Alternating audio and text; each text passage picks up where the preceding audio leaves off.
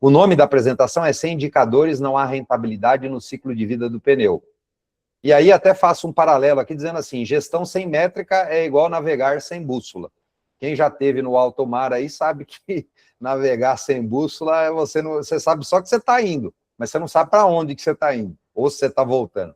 Então é basicamente isso.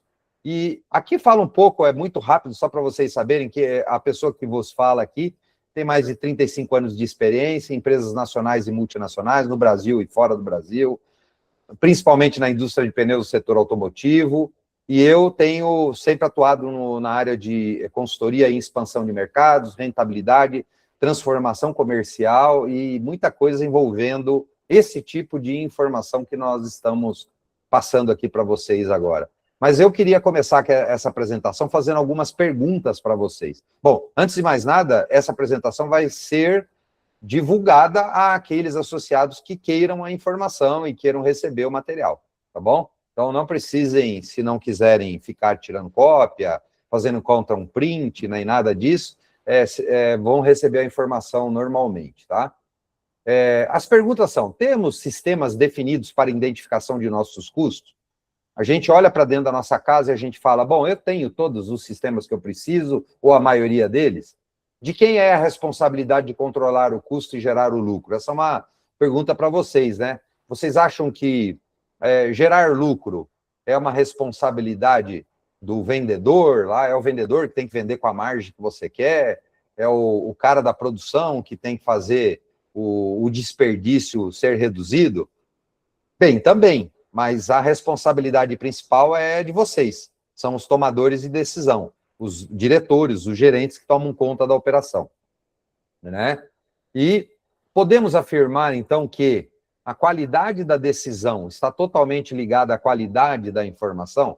Se eu vou tomar uma decisão baseada eu vou tomar uma decisão baseada em algo que seja numa informação de qualidade. Então, eu não posso correr o risco de tomar uma ação sem ter certeza daquilo que eu peguei de informação para poder seguir para aquele caminho que eu estou escolhendo. Bem, aí nós vamos fazer algumas separações para depois chegar aí nas estatísticas, mas nós queríamos chegar a um consenso sobre algumas palavras. O que é gastos, né? Valor dos bens e ou serviços adquiridos pela empresa para consumo imediato. Isso são gastos que a empresa tem. E investimento, né? O investimento se diferencia do gasto, e aí vocês vão ver exatamente o porquê, porque são valor dos bens ou serviços consumidos eficientemente na produção de outros bens e ou serviços, é aquilo que foi gasto, mais o resultado do que foi obtido, que é o famoso custo-benefício. Isso é mais do que um gasto, é um investimento quando eu posso medir, quantificar e demonstrar, apresentar o resultado, né? E perda, né? Desperdício, né? Então, isso aí são valor dos bens e ou serviços consumidos de forma anormal ou involuntária, pode ser devido à ociosidade de recursos não usados ou a ineficiências, recursos mal usados. Isso, então, é a classificação de perda. E a última aqui é custos. Gastos diretamente ligados à produção de um bem ou serviço. Se parar a produção, o custo para também.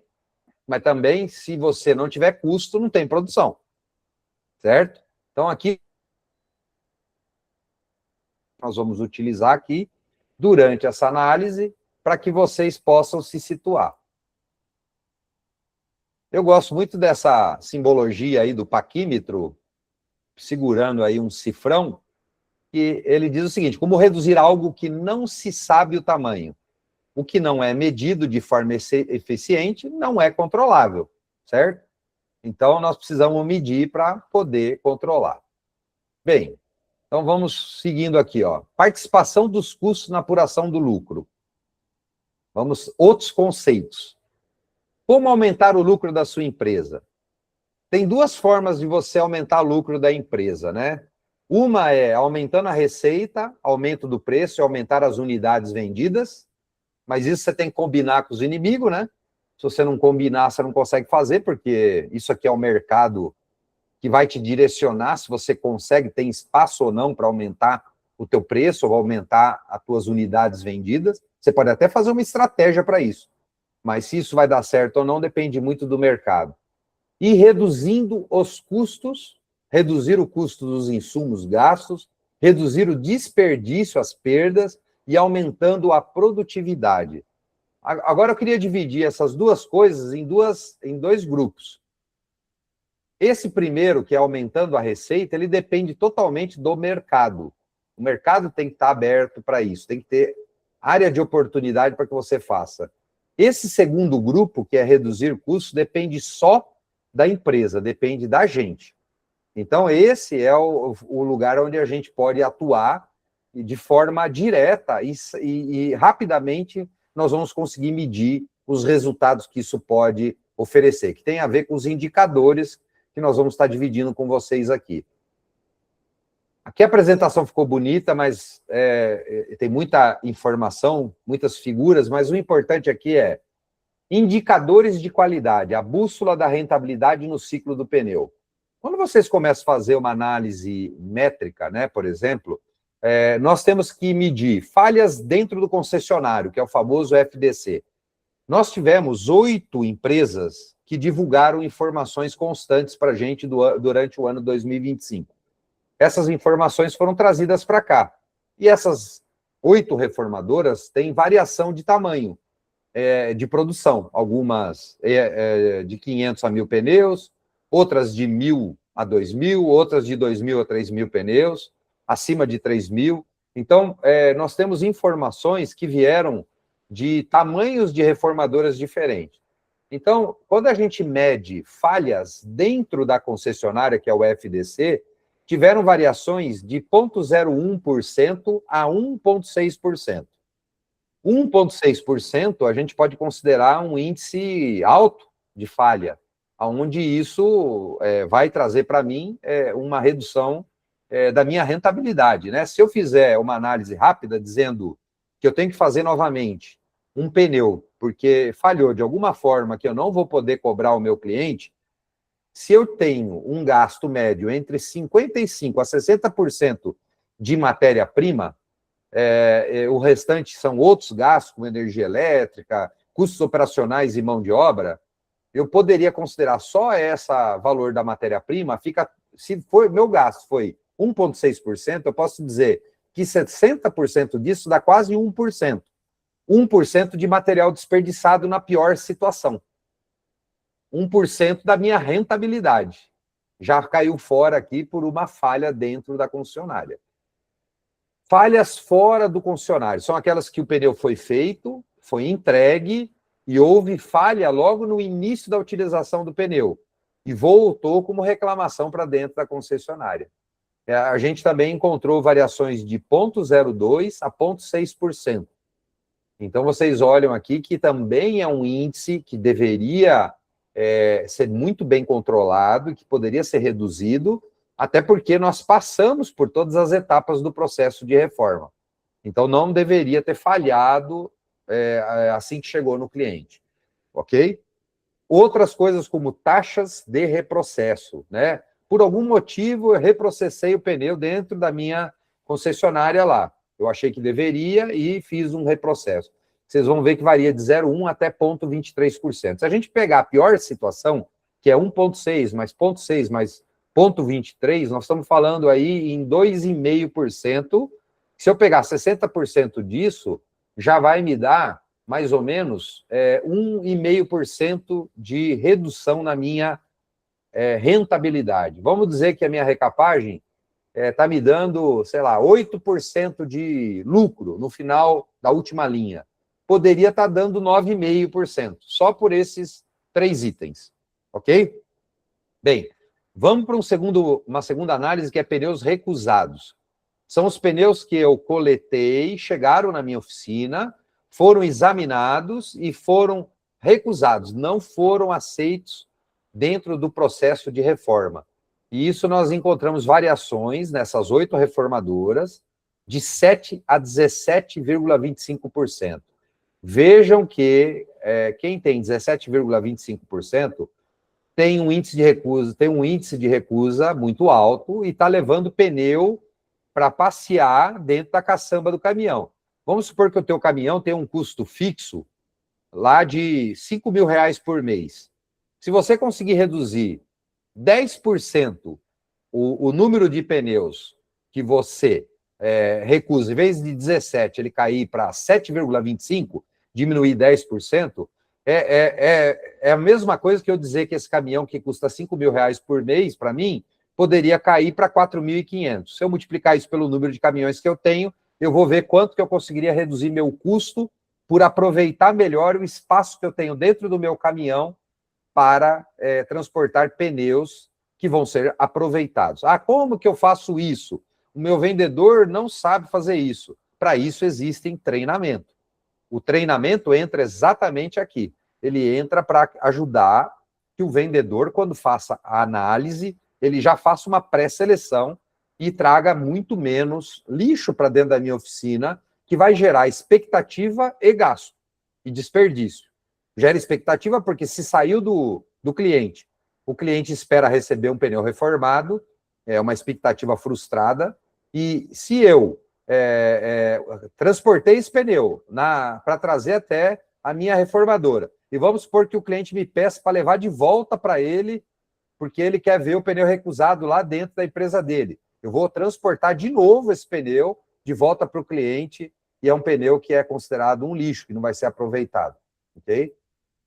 Bem, dando seguimento, então, aí nessa análise. Vejam que interessante esses dados aqui, olha.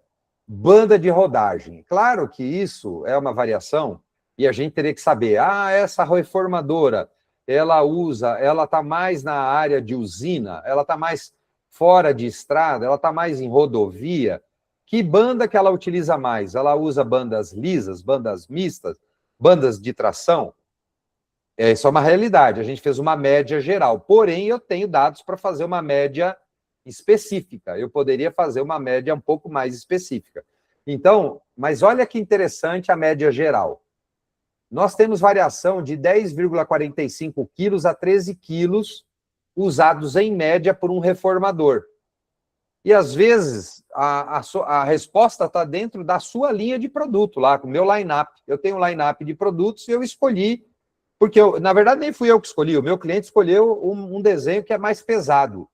E eu aceitei, eu nem discuti, eu nem conversei com ele falando, olha, mas será que essa sua carcaça, por ser um pneu asiático, um pneu que já está na segunda ou na terceira reforma, não seria melhor utilizar uma banda mais leve? Se eu consigo utilizar bandas mais leves, pessoal, vocês sabem que o preço do quilo da borracha varia aí, mais ou menos em torno, um pouco mais, um pouco menos, de R$25 o quilo, né? Se eu diminuir 3 quilos, rapidamente nós fazemos a conta que eu diminuí aí R$75 no custo de matéria-prima direta de uma banda de rodagem, que eu utilizei de um desenho em vez de outro. Por isso é importante eu saber qual a média que eu estou utilizando para determinada linha de produto, medida e aplicação. É importante saber o que os meus colegas estão utilizando. E também encontro a variação de cola, por exemplo, de 150 ml de cola até 280 ml de cola. Tenho também coxim, coxim que é 800 gramas a 950 gramas, variação de 150 gramas em média, né? Todos esses itens são muito caros, vocês conhecem os itens, são itens caros, que acabam onerando vocês, e aqui eu tenho até, vou ver se eu consigo só, aí, consegui agora. Vocês vão ver que a última linha ali de um quadro que está bem embaixo do pneu, esse pneu robótico aí, tem banda, tem coxinha e tem energia elétrica. Ali nós estamos dizendo que de energia elétrica houve variação de 1,3 kW por pneu até 9,7. Imagina que a empresa que está gastando 9,7 está usando um horário não adequado, que é um horário de pico, onde a energia é mais cara, pode não ter energia negociada na bolsa de energia, pode não ter nenhuma metodologia fotovoltaica de geração de energia. Eu acho que o Arlindo quer fazer uma pergunta. Ô, Richard, eu acho que esses 13 aí foi até meu. porque como eu tenho uma unidade junto com a oficina, com máquina de solda, com retífica, com outros negócios, aí eu faço por valor, eu não faço por quilote, por pneu, eu não tenho um medidor separado. Aí eu botei na resposta eu pego minha conta, divido por 2. Pode ser. Eu sei que a Bandag faz assim, eu sei que a operação Bandag é quem mais consome aqui, aí eu onero ela em 50% do valor da conta. Aí eu acho que pode ter sido isso. Pode ser, Arlindo, mas a gente teve Antes, outras variações entre as 8 reformadoras que deram informação, algumas que têm negociação de energia na bolsa e tudo, nós tivemos valores variando aí de R$ 6, R$ 8, R$ 9. Então, tem uma variação muito grande. E o importante, bom, eu acho que um primeiro ponto é esse, é definir a metodologia. Até para mim servir de base aonde eu estou inoperante. Exatamente. Ou ineficiente, né? A gente precisa saber a metodologia utilizada, se ela é a mesma em todos os lugares. Por isso que é importante a gente receber a informação de vocês. Então, novamente, convido ao pessoal, quando receber os questionários da Soban, envie a informação, porque a gente vai gerar, não uma apresentação como essa foi mais para fomentar a vontade de vocês de gerarem informação, mas aonde a gente vai gerar relatórios que vocês possam tomar decisão e discutir esses pontos que o Arlindo levantou. Será que a forma que eu medi é a mesma que todo mundo está medindo? Teria outra forma de eu medir? Será que a informação que eu coloquei é a mais correta ou eu poderia fazer de outra forma? Mas qualquer real que a gente conseguir reduzir aqui, ele vai influenciar muito no meu custo no final da conta e vai influenciar no meu resultado como um negócio em si. Né? Então, vocês são consumidores de energia elétrica, por exemplo, e muita gente nem se dá conta que isso é parte integrante do custo do pneu. Bom, dando um passo adiante, né? A gente pode medir muito mais coisas ali no processo de reforma, mas tem outras coisas aqui, ó, que são importantes da gente medir também. Por exemplo, quantos pneus eu estou produzindo por operador? Nós também tivemos variações de 92 a 145 pneus produzidos por operador. Isso também é uma variação muito grande. E por mais que, às vezes, a planta fale assim para nós, mas eu sou uma planta muito pequena, eu tenho poucos funcionários. Ok, mas se a gente fizer uma conta rápida aqui, eu posso dizer o seguinte, que se eu fizer 100 pneus por operador, e eu tiver 1.000 pneus de produção, eu preciso de 10 operadores na produção. Se eu fizer 145, eu vou precisar de pouco mais de 7 funcionários. Então, nós temos que saber, seria possível alcançar essa produtividade, talvez mexendo um pouco em equipamento, em layout, em outro tipo de análise? Eu acho que o pessoal da Bandag, não sei se eles estão assistindo aí, eles podem contribuir muito com isso, e essa é uma análise que nós temos que fazer, porque muitas vezes eu estou tendo um custo adicional em função da minha falta de produtividade. Eu tenho que saber isso, mas para saber eu tenho que comparar com outros colegas, eu tenho que entender se isso daí é uma realidade ou não. Outras coisas como força de vendas diversificadas, né? Como é que é a minha força de vendas? É formada por vendedores internos? É formada por vendedores externos, CLT, onde o meu custo é mais alto? É formada por representantes autônomos, onde está mais envolvida a comissão? Que tipo de remuneração hoje eu tenho dentro da minha região? E o quanto que isso poderia melhorar ou não o meu resultado. Então, essas análises nós temos que fazer e temos que discutir num ambiente mais neutro da associação para saber, será que podia ser diferente?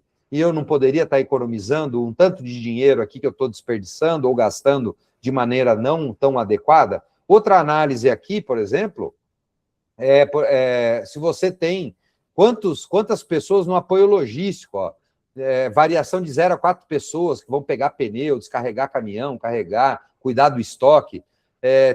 Tem até medição de quantos eletricistas, às vezes, a empresa tem, ou mecânicos. Né? Tudo isso, ó, até 4 motoristas de apoio, porque se o cara tem vendedor, de repente ele não tem coletador, ele tem um motorista que só dirige o caminhão e coleta o pneu.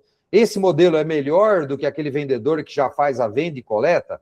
Então, essas análises nós temos que ter. Eu tenho um gerente comercial, eu tenho sócio supervisor, como é que é formada a minha estrutura? Como é que é formada a minha estrutura interna? Quantas pessoas eu tenho para fazer faturamento, separação de pneu, fichamento de pneu? Se eu tiver um software, que nem o da Multisys, eu reduzo a necessidade de horas de uma pessoa envolvida nessa parte de controle. Então, é isso que nós estamos querendo trazer para vocês aqui, para discussão.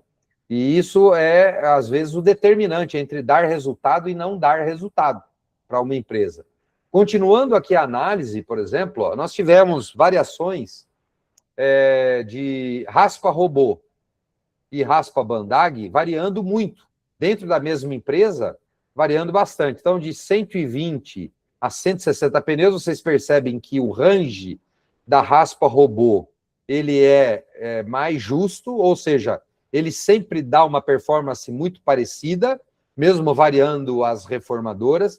E quando a gente fala de uma raspa mais manual, vocês percebam que a regulagem dela afeta totalmente a vida da lâmina de serra. Como ela é menos automatizada, ela depende mais de uma regulagem manual. E às vezes pode ser até a limpeza da banda de rodagem, tira a pedra ou não, como é que eu faço a minha preparação, mas vocês estão vendo ali, ó, de 40 a 160 pneus. Isso também pode ter a variação da marca da lâmina de serra. A gente queria dizer para vocês que estão sendo feitos testes aqui pela diretoria técnica de lubrificante de envelope, nós estamos fazendo testes de duração de lâmina de raspa, de duração de envelopes. Isso tudo vai ser dividido com todo mundo, mas seria muito mais produtivo se cada um de vocês gerasse a informação e dissessem, olha, esses números foram obtidos aqui na minha planta, medidos dessa forma, com a raspa dessa marca, com tanto de potência de motor e usando a marca tal de lâmina de serra. Foi assim que eu fiz. Eu limpo o pneu ou não limpo o pneu antes de começar a raspagem. Isso vai servir para a gente de base para a gente poder montar o nosso painel de informação para todo mundo. Consumo de material é carbide aí, pessoal. Então, aqui está vendo quantos pneus eu consigo fazer por carbide antes de trocar o carbide. Então, você vê que carbide é um custo alto aí que vocês têm. Vocês trocam muito carbide, né? A variação também foi enorme, né? Tem quase empresas aí que usam carbide por pneu. Se o cara faz 1000 pneus, ele usa 1000 carbide, muito próximo disso, né? Precisão também na parte de passadas de envelope, também houveram variações de 300 passadas a 600 passadas. Um envelope hoje, um jogo de envelope com innerlock, está custando aí, vocês me desmitem se eu estiver falando besteira, entre 4 a 5 mil reais, o jogo completo, interno e externo. Se alguém mandar um joinha ou um negativinho aí, eu vou saber se eu falei besteira ou não. Mas de 4 a 5 mil reais, se eu conseguir usar 300 vezes ou 600 vezes, o meu custo aumenta muito. Só para vocês saberem, quando eu estava acompanhando isso muito de perto, que eu trabalhava numa empresa que vendia insumos, o principal custo de uma reformadora de insumos, obviamente, era a banda de rodagem, primeiro custo. O segundo era o coxim, tá certo? O terceiro era a cola, que são os 3 mais utilizados pela maioria. O quarto custo ficava entre manchão e envelope, lá na divisa entre os dois, manchão e envelope, disputando o quarto, dependendo da empresa, se fazia um bom aproveitamento, podia ser o manchão, e algumas era o envelope, que era mais o quarto custo mais representativo. Depois viria a lâmina de serra, carbides, etc, etc. Então, se você não sabe isso, se você não tem nem essa noção desse ranking, você não sabe aonde que você está indo. Você está navegando sem bússola. E navegar sem bússola, você não sabe onde é que você vai chegar. É essa a ideia aí das medições. Essas medições foram obtidas desse material que nós recebemos desses 8 reformadores que gentilmente cederam informação. Bem, pessoal, por que tudo isso aí é tão importante? Por que é tão importante falar desses custos que estão dentro da reformadora? Porque a gente falou no início da apresentação que se você quiser melhorar o seu lucro, você tem duas estratégias possíveis. Uma é aumentar volume para diminuir meu custo fixo, ou aumentar o meu preço para aumentar a minha margem, certo? Essa é uma. E essa depende, eu falei do quê, pessoal? Depende de mercado estar aberto ou não. Mercado mais competitivo, menos possibilidades de mexer nessa variável. E qual é a outra variável que sobrou para nós? É a que nós podemos controlar. São os itens que eu utilizo dentro da minha oficina. E nem sempre o mais barato é aquele que vai dar o melhor resultado. Porque se você está comprando, por exemplo, um carbide, que você tem que usar um carbide por pneu, e se você mudar de marca, você consegue fazer 3 pneus com um carbide, ou 4 pneus com um carbide, é essa conta que você tem que fazer para saber se o carbide que você está comprando é melhor ou não do que o outro. É a mesma conta que você tem que fazer para lâmina de serra, é a mesma conta que você tem que fazer para envelope. Para envelope, a gente usa aquela famosa canetinha prateada lá, que não sai a marca, que cada vez que ele entra que ele sai do autoclave, vou lá e marco, vou fazendo aquele joguinho da velha lá vou marcando ele para saber quantas passadas o meu envelope deu.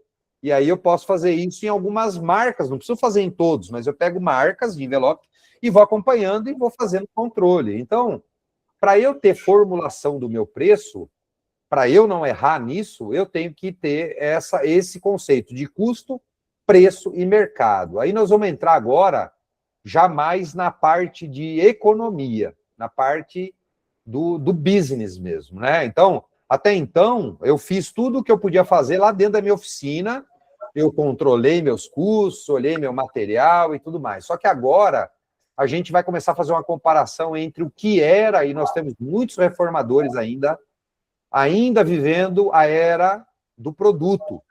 E o que é a era do produto?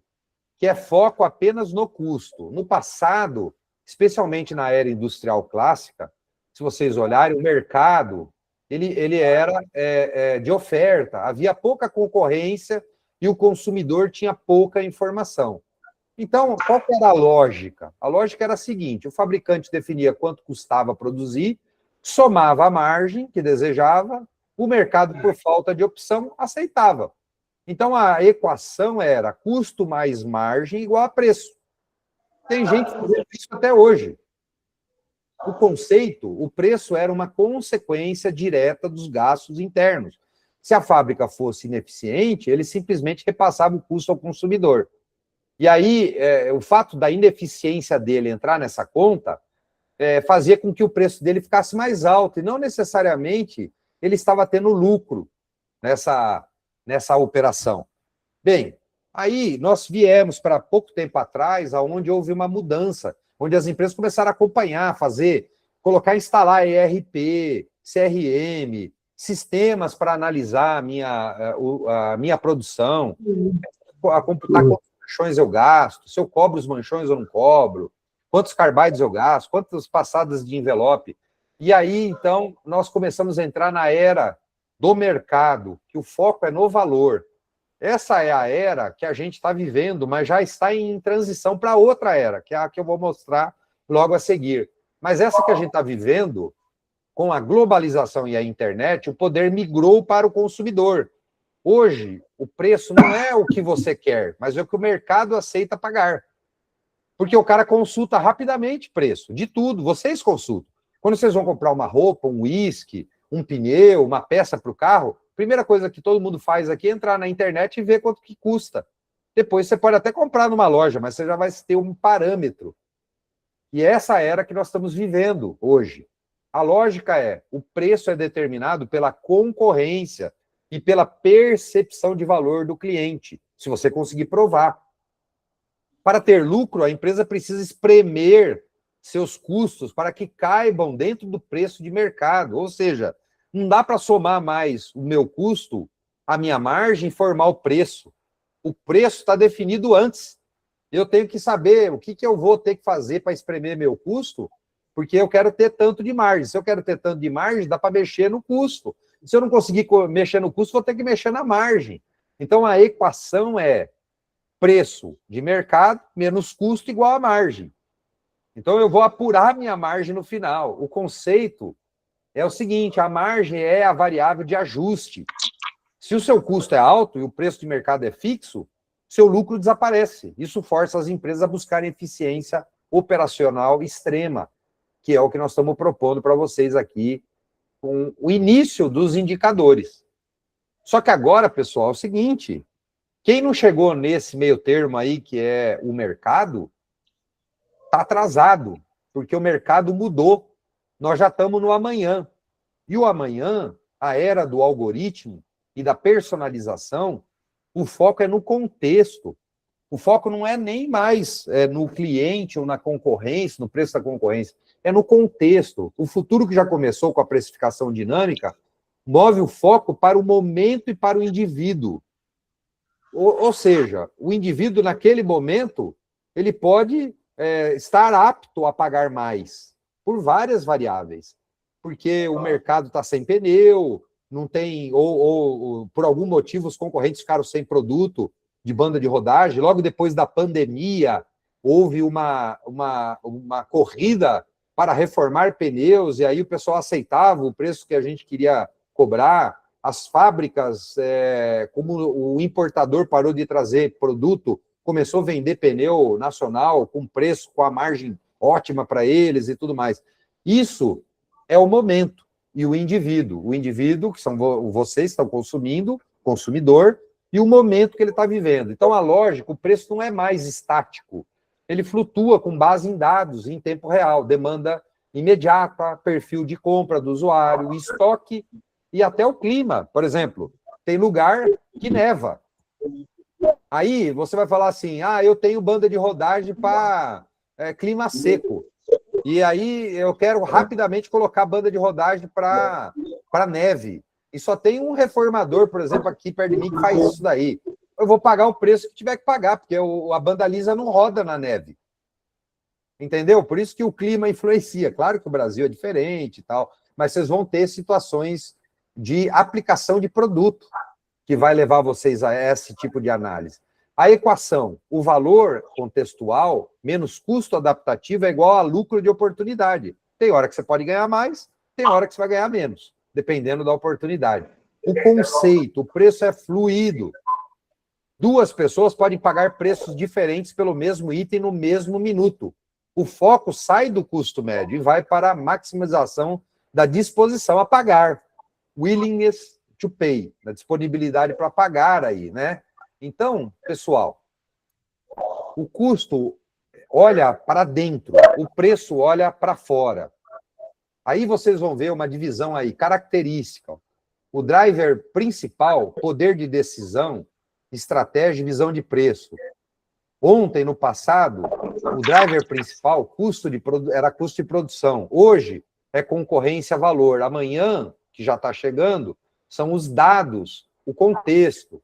O poder de decisão, ontem, era do vendedor. Hoje, é do comprador. No futuro, é desse algoritmo, dessas variáveis, que eu tenho que dominar.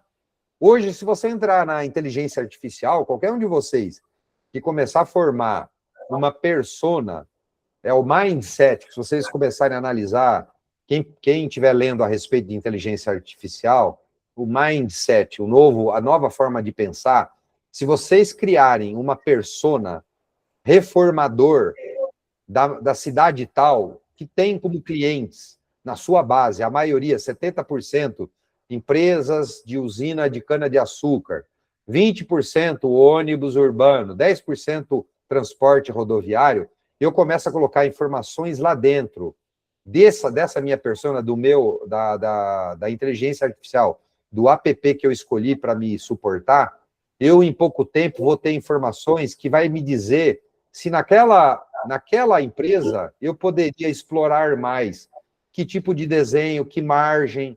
Ele vai fazer um cruzamento dizendo assim, olha, as usinas estão tendo muito lucro esse ano, a safra foi muito boa, então você pode aumentar a tua margem de lucro. Olha, no ônibus urbano a coisa piorou, então aí você vai ter que diminuir tua margem de lucro, você vai ter que trabalhar com a margem mais estreita. Então, quando a empresa controla essas variáveis, por isso que eu estou falando que é o futuro, porque não basta mais o hoje só ter essas informações do mercado, a gente tem que ter informações cruzadas, várias informações cruzadas para tomar a melhor decisão. E aí nós vamos entrar num outro conceito mais para frente aí que nós vamos falar. Mas a ideia aqui é, formação de custos é um exercício de engenharia e processo. O objetivo é a precisão. Você precisa saber exatamente quanto gasta, fixo, custo fixo, variável, impostos. Os impostos tendem a melhorar nos próximos 4, 5 anos. Essa variação que tem de imposto de um estado para o outro, de um segmento para outro. Mas ainda ele é muito importante no cálculo de preço. A logística, se vale a pena ter logística própria, terceirizada, locada, tudo isso tem que ser analisado e tem a ver com impostos também. Para conhecer seu ponto de equilíbrio, seu break-even, que é o ponto de conversão, até aonde eu começo a pagar os custos da minha operação. A partir daquele momento, quando eu já estou cobrindo o meu break-even, que eu equilibrei meus custos, com o que eu estou fazendo de negócios e resultado, eu já pago o meu custo, que é o ponto de equilíbrio, a partir daí entra em jogo margem de contribuição, que vocês vão ver um pouquinho aqui. Formação de preço, então, é um exercício de marketing e psicologia, você tem que entender qual é o melhor momento. O melhor momento está até do seu cliente. O objetivo é captura de valor, o preço deve ser baseado no quanto o cliente percebe que a sua solução vale para ele, e não apenas no somatório de suas notas fiscais de entrada. Então, isso funcionava até ontem, que é hoje, que eu estou já chamando de ontem, tá? Bem, pessoal, o convite aqui, ó, evite a armadilha da ineficiência. Se você une os dois processos cegamente, custo mais margem igual a preço, que é o passado, você corre o risco de tentar repassar sua própria incompetência, muitas vezes, para o cliente. Por quê? Porque você escolheu mal o teu fornecedor, você tem pouco aproveitamento, você gasta muito de energia elétrica, você tem muita mão de obra, e aí você está passando o teu custo para o teu cliente, e o teu cliente já tem determinado pelo teu concorrente, às vezes, outro nível de preço, e você está brigando, achando que o cara está dando produto, e às vezes ele não está dando produto, então você precisa saber, precisa entender essa informação. Se a sua recapagem é ineficiente, seu custo é alto, o mercado não vai pagar mais por isso. Você tem que saber disso, e você tem que melhorar isso. Ao separar os processos, você percebe que seu preço está definido pelo mercado, por exemplo, eu dei um exemplo, em R$100, mas se seu custo é 90, o problema não é seu preço, é seu custo que precisa ser reduzido para você ter lucro. Tá? Senão você fica muito estreito. Os 10 aqui não dá nem para pagar os impostos. Quem sabe melhor do que eu são vocês aí. Hoje a carga tributária de vocês é maior do que 10% entre o preço do custo total posto dentro da tua empresa e o preço de venda. Então aqui não pagaria nem os impostos, né? Bom, pessoal, aí agora nós vamos para a descoberta da margem de contribuição. No passado, lá no passado, longínquo, aí, a gente já falava disso no caderno de custo, que até a Bridgestone está retomando todo esse processo, e existe já iniciativas a informação de vocês que forem geradas no Multisys, por exemplo, ou em outros softwares de produção, poderem ser transferidos para caderno de custo. Esse caderno de custo vai te dar essa visão de margem de contribuição, que é exatamente aquela análise de ponto de equilíbrio de break-even, e aí eu tenho que fazer a seguinte conta, olha, se eu conseguir, com 1.000 pneus aqui, pagar minhas contas, eu consegui pagar minhas contas e me sobrou 5% de lucro. E não é maravilhoso, porque estava sobrando lá 5% de lucro. Se eu tenho uma frota nova, que eu fui lá analisar, e aí eu fiz um preço. Esse meu preço tem que ser igual ao preço que eu fiz esses 1.000 pneus, ou eu posso fazer um preço considerando o custo da minha matéria-prima mais a margem que eu quero? E a minha mão de obra, nesse caso, ela já vai entrar com uma área de oportunidade. Porque se eu tiver capacidade instalada, não precisar colocar nenhum funcionário a mais, tenho capacidade ociosa, posso produzir. O único custo variável que eu vou ter aqui é energia elétrica, tá certo? Se eu tiver que pagar hora extra, eu tenho hora extra, mas se eu tiver capacidade ociosa, eu poderia produzir. E se eu estiver fazendo isso em um horário que não é demandante de alto valor de energia elétrica, muitas vezes o meu custo nesse pneu que eu estou vendendo depois que eu estiver encontrando o equilíbrio, que é o break-even, ele pode ser menor do que o meu custo normal até eu chegar no momento do break-even. Mas só vai conseguir fazer essa conta quem tiver todos esses dados que nós acabamos de falar aqui. Essa separação da margem de contribuição, que é igual ao preço de venda menos o custo variável, só vai conseguir quem tem todos os dados na mão. Então, permite saber que um produto, mesmo com lucro líquido baixo, ajuda a pagar os custos fixos da empresa. Porque depois que eu atingir o break-even, se eu conseguir fazer mais pneus, mesmo que ele tenha um preço mais baixo que a média, mas que ele cubra os meus custos variáveis, então eu vou conseguir contribuir com a minha diluição do meu custo fixo. Se você focar apenas no preço final, engessado ao custo, pode acabar descartando produtos que são estrategicamente importantes. Então é isso, pessoal. Eu tenho que saber, mas só dá para fazer isso quem tem os números na ponta do dedo, né? na ponta do lápis. Qual é o perigo da mistura que hoje é feita por vários reformadores que a gente visita? Quando você não separa os processos, acontece o seguinte: subprecificação. A gente tem visto muito isso. Você tem um produto incrível que custou barato para fazer e o vende barato. Por quê? Porque você não está conseguindo entender que o mercado paga mais por isso. E às vezes você por vários motivos, você encontrou bem seu fornecedor de insumo, comprou bem uma banda de rodagem que estava numa promoção que o teu fornecedor, a Bridgestone, fez, você comprou, o teu cliente aceitou comprar aquela banda, você é muito, muito produtivo, e aí você conseguiu fazer com preço baixo, um custo baixo, você fez a recapagem com um custo baixo. Aí você foi lá no mercado, aplicou a mesma fórmula que você aplica para tudo e vendeu por um preço baixo. E aí teve um lucro baixo para esse item que podia ter tido um lucro maior, por falta de conhecimento de mercado, de informação. Saída do mercado. Ó. Você tem um produto caro de produzir e tenta vendê-lo acima do mercado para salvar a margem, resultando em estoque parado e zero vendas. Isso também é ruim. É outro erro. Em resumo, o custo define o piso, o mínimo que você pode aceitar. E o mercado define o teto, o máximo que o cliente paga. O seu trabalho como gestor é transitar entre esses dois extremos, de forma independente. Então, eu tenho que saber onde é que dá para mim ir. E isso eu consigo fazer. Nos custos, quem comanda, operação e finanças. Pergunta-chave. Como produzir com menos desperdício? Meta, eficiência. No caso de preços, pergunta-chave aqui. Quem comanda?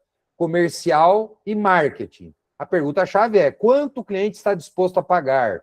Lucratividade e market share. Eu tenho que saber essas informações. Então, se eu não sei as informações, muitas vezes eu entro no mercado e aí eu sou, muitas vezes, chamado por telefone por um outro colega bandagem dizendo: porra, cara, eu estava vendendo lá uma banda de rodagem tal para esse cliente a R$50, R$60 mais caro que você.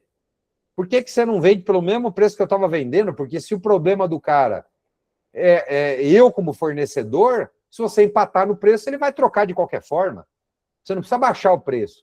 Então, é essas análises que nós temos que fazer para a gente poder melhorar a nossa rentabilidade. Mas para isso a gente tem que ter uma conversa mais aberta e franca entre nós aí, né? Então, pessoal, a pergunta é: por que implementar uma gestão de custos? Por que eu devo fazer isso?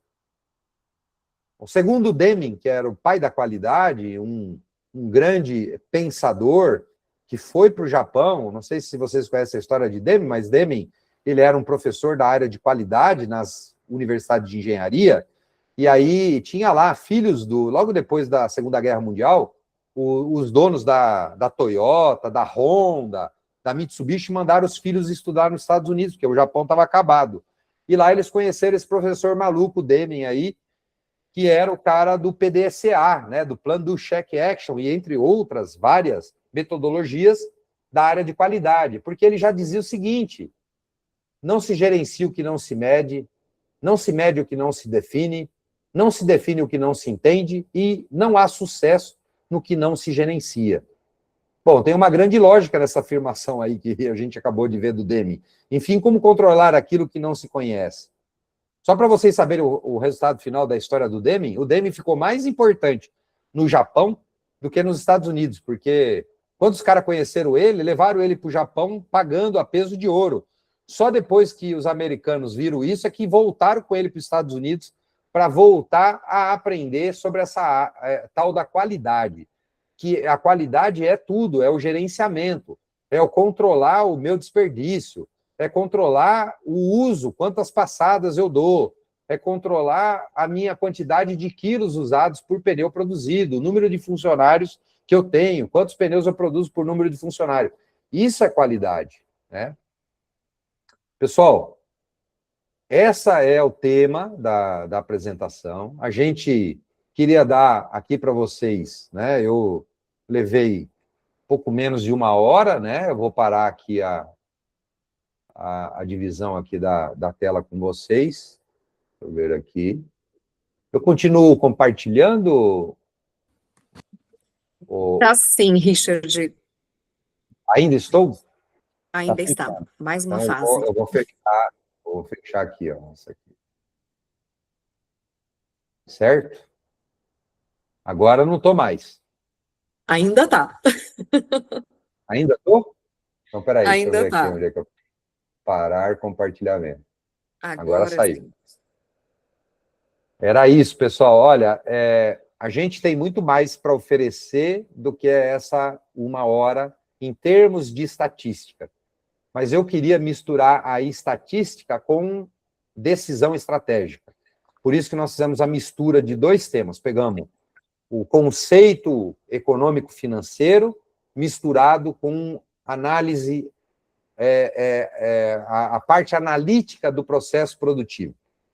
E é isso que vai fazer a diferença do reformador que vai estar no futuro tendo lucro na sua operação. O que vai diferenciar um do outro é exatamente isso, é aquele que conhece seus números. Está aberto para pergunta, para a gente discutir, até para ouvir. Temos grandes professores aí na sala aqui. Boa tarde, pessoal. Obrigado pela presença de todos, né? Como o Richard disse nessa apresentação muito boa, digna dos maiores elogios, só que é um resumo, tá?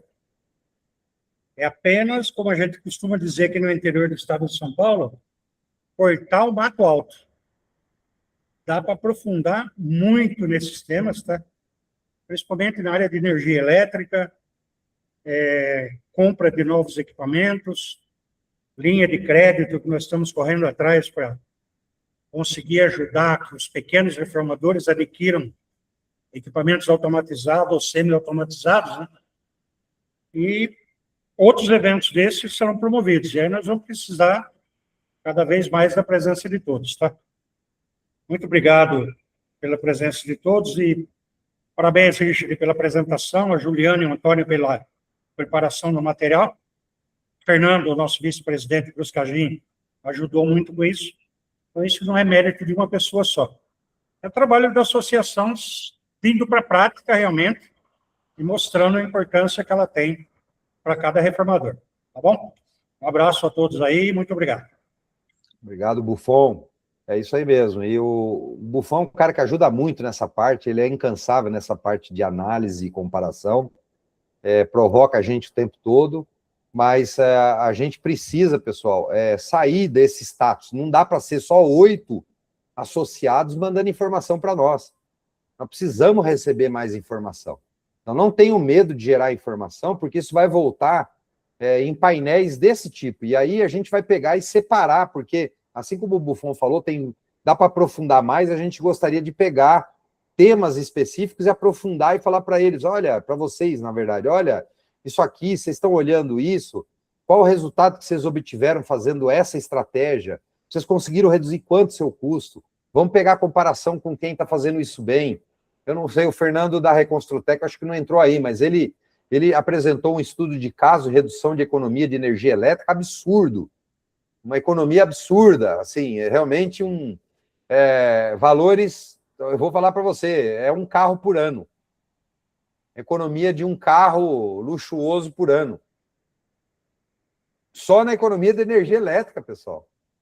Não é possível que a gente não está olhando isso. E ele é uma empresa de uma reformadora só.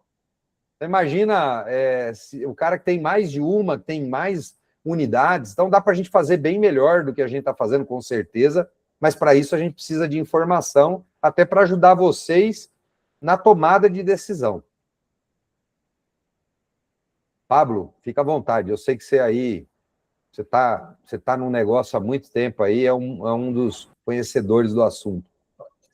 Bom, Richard, primeiramente, parabenizar aí a Soban, né, a Juliane, o Antônio, você aí, Daniel, toda a turma aí pela apresentação. Acho que esses encontros são importantes, né, interessantes, e é isso, a gente tem que estar sempre buscando, né, essas reduções de custos. Aqui na Suécia, por exemplo, a gente tem uma usina, né, de painel solar, então a gente reduziu muito o custo com energia, temos um gerente de produção com mais de 20 anos de experiência de mercado, e sempre a gente está analisando lá e buscando essas informações. Eu acho que a gente pode estar trocando mais figurinha aí para melhorar para todo mundo, né? Por favor. Eu sei que o Dico está aí também, um cara que conhece muito também do processo. Depois a gente dá a palavra para o Dico, que é um novo diretor aí na área de revenda. E, Daniel, fica à vontade. Eu sei que você conhece bastante do assunto também. Maravilha, Richard. Assim como muitos aqui, né, a gente nasceu na recapagem, né? E quem vem do chão de fábrica é um assunto que realmente chama muita atenção, né? Nós aqui também temos placas fotovoltaicas para gerar energia. Isso nos ajudou de forma muito expressiva, né? Uma coisa que a gente vem fazendo do lado de cá é migrar de frota própria para locação, tá? E com a estratégia do leasing, viu, Richard? Porque a gente consegue, de alguma forma, deduzir do imposto de renda e da contribuição, né?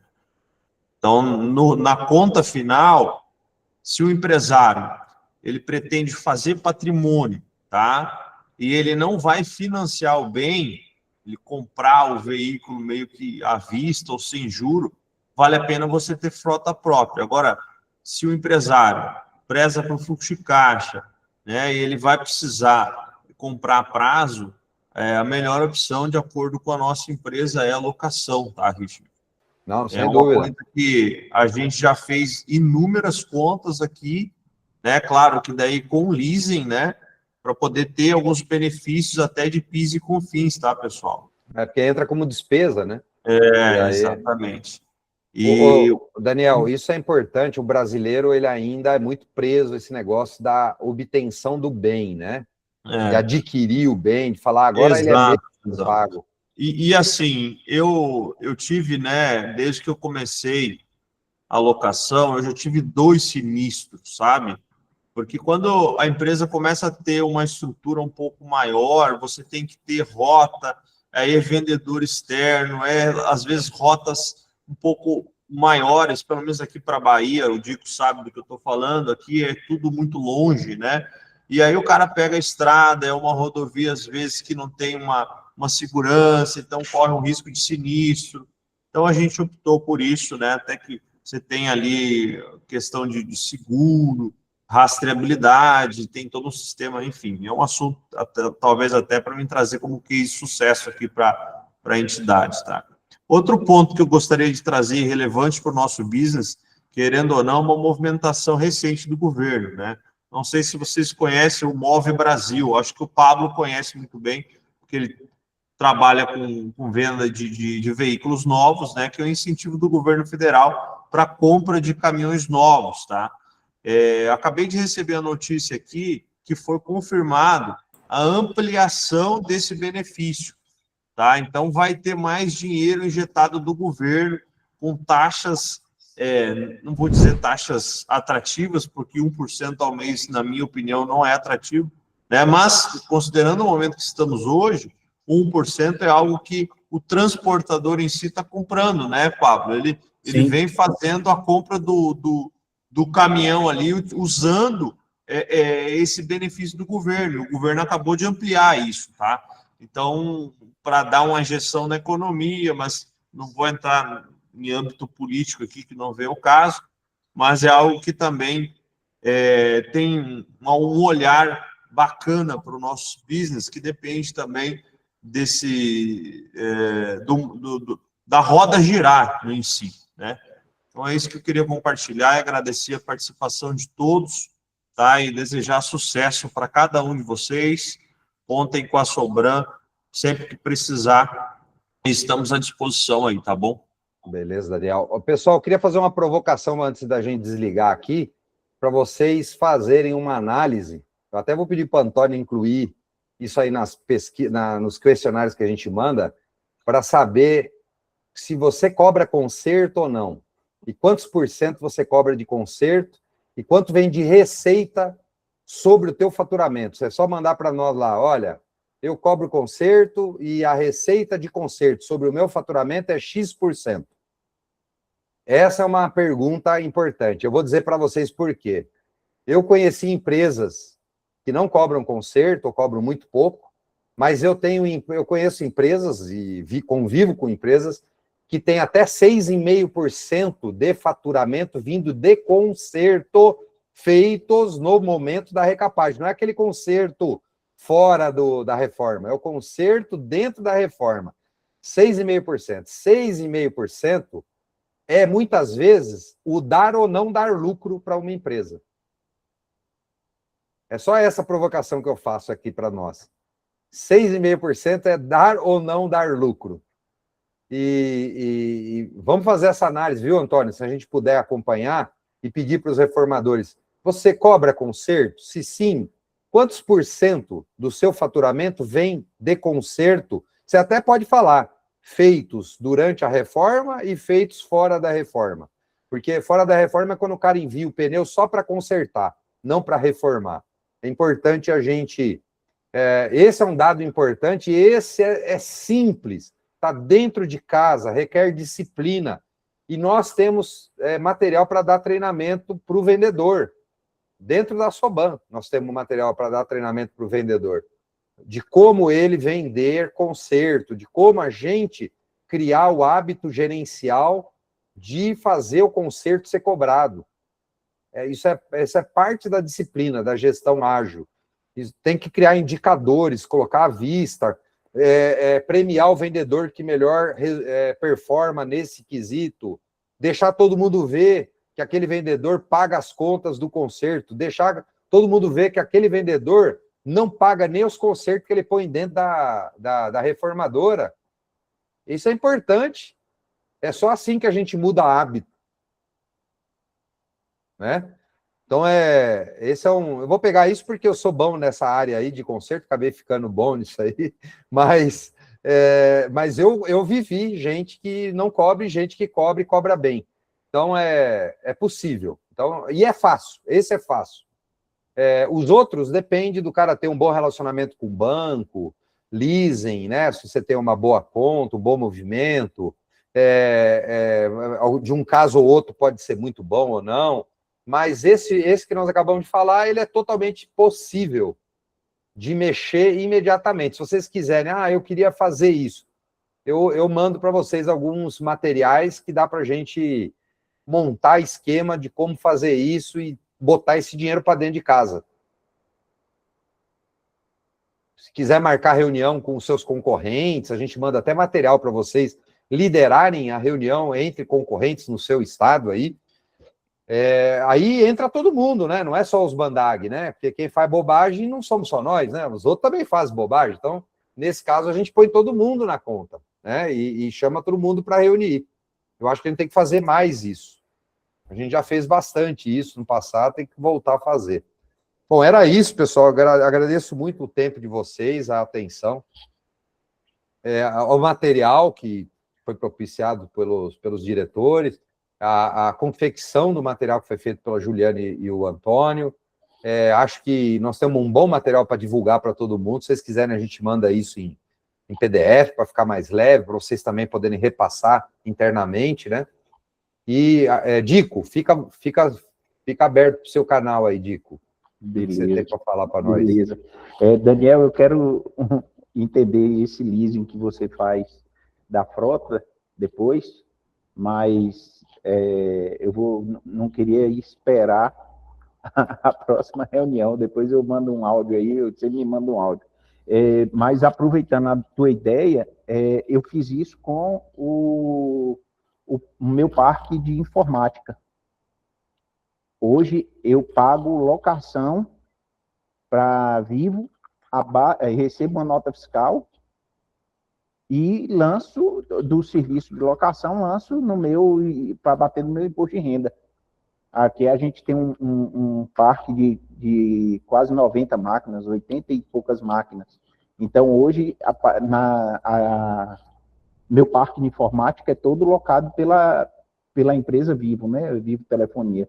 Então, foi só corroborando contigo que isso é válido. Eu queria parabenizar, eu participei da reunião quando Buffon fez, eu acho fantástico isso, eu acho que aqui nós não somos concorrentes, somos colaboradores de um pró maior que somos nós empresários também, porque quando a gente participa de uma associação como a Soban aí, que está trazendo números que, como eu falei, vocês estão conseguindo mostrar a minha ineficiência, onde eu preciso corrigir com isso, né, com um dado.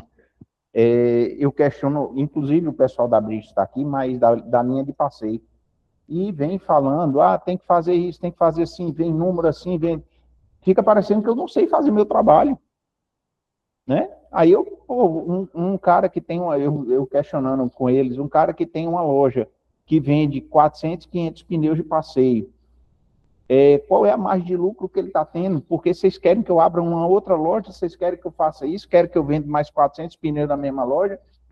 E aí eu falei, poxa, me dá um book Um DRE, né? Um DRE. Um book de análise de mercado, ou então eu pedi até um DRE. Me manda exemplo? Um DRE de uma operação de 400, 500 pneus, porque eu vou te mostrar que hoje pneu é meu pior negócio.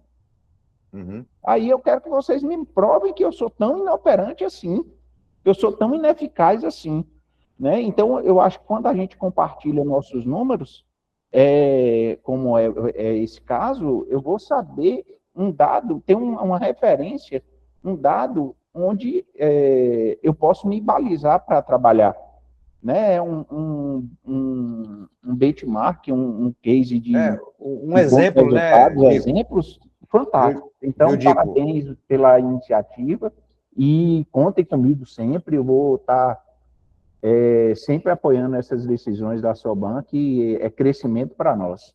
Ô, Dico, não sei se vocês estão me escutando aí, mas é muito bom o exemplo que você deu. E uma loja de pneu de passeio tem que saber, ele tem que dizer para você, olha, o mix de venda lá vai ser 40% de pneu, 30% de peça e 30% de serviço. E para você fazer isso, você vai ter que ter tantos mecânicos de oficina, tem que ter tantas elevador, tantas máquinas, isso precisa de uma área de tanto, que vai custar tanto de aluguel, e aí, então, mostrando a conversão desses números, eu te mostro que dá resultado. É isso que você está falando, né, Dico? É mostrar algo assim, né? Não adianta vir com... isso. Na reunião lá em Salvador, Richard, teve um cara de passeio que falou para mim que só de aluguel em uma loja ele paga 70 mil reais. Como é que vai dar lucro? Aí até que ele não vende, ele tem que vender num valor absurdo de pneu e um valor absurdo de serviço para poder pagar 70 mil de aluguel. É isso aí. Aí eu falei, caramba, pelo amor de Deus. A régua não pode ser uma só para todo mundo, né? Depende, né? Eu acho que a solução era exatamente fazer com que o pessoal nos ajude mais com informação. Isso aí dá para a gente cruzar informação, viu, Dico? Isso é legal na revenda de pneus, a gente começar a trazer quais são os casos de sucesso de gente que tem loja e vamos começar a descobrir qual é o mix dele de peça, de pneu, de serviço, qual a margem que ele faz com pneu, com peça, com serviço, quanto que ele paga em média de aluguel, quantos funcionários ele tem por loja, quantos pneus ele vende com esses funcionários. É a mesma análise que nós acabamos de fazer aqui com alguns números pequenos da recapagem, dá para a gente fazer com a loja de passeio e com o atacado também. Essa é a proposta. Maravilha, maravilha. Contem comigo. Bom, contamos. E você É. agora na diretoria de revenda de pneus tem que ajudar a gente a obter Trabalhar essas nisso, né? informações aí. Tá, mas muito bom, excelente. Bom, está aberto aqui para perguntas, se alguém mais quiser fazer alguma consideração. Eu quis sair um pouco daquela nossa ladainha da gente ficar falando de preço, que o concorrente, que o preço e tal, que a gente tem tanta coisa para fazer dentro de casa aí dá para fazer muita coisa dentro de casa também.